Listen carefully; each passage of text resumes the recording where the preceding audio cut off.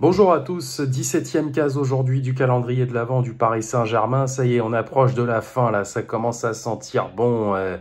Les fêtes de fin d'année, la bouffe, les cadeaux, on s'en approche. Mais en attendant, aujourd'hui, on va s'intéresser à Thiago Motta, hein, entre Rome et Rio. Ça, c'était l'indice d'hier, parce que vous le savez, hein, Thiago Motta est né au Brésil, mais il a aussi la nationalité italienne. D'ailleurs, c'est pour l'Italie qu'il a joué toute sa carrière internationale. Bref, c'est pas le sujet, donc vous connaissez le principe, hein, je vais pas vous le rappeler. Hein, ça fait 17 épisodes, au bout d'un certain temps, vous devez comprendre. Donc Thiago Motta, il arrive au Paris Saint-Germain au le tout dernier jour du mercato d'hiver 2012, hein, le 31 janvier 2012 en provenance de l'Inter pour 10 millions d'euros. Ça, c'était l'époque encore où on faisait des achats cohérents, hein, même les derniers jours de mercato. Et il inscrira son premier but le 22 avril 2012 contre Sochaux, hein, pour une victoire à l'époque 6 buts à 1.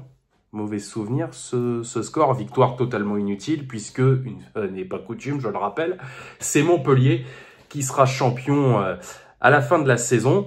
Donc voilà, et Thiago Motta, c'est un peu comme Javier Pastore ou Blaise Matuidi, bref, des milieux que j'ai déjà mentionnés. Bon, non seulement il était là au tout début du projet QSI, mais surtout, c'est un milieu dont le départ nous a fait beaucoup de mal et on n'a pas encore, en tout cas de mon point de vue, pensé les plaies.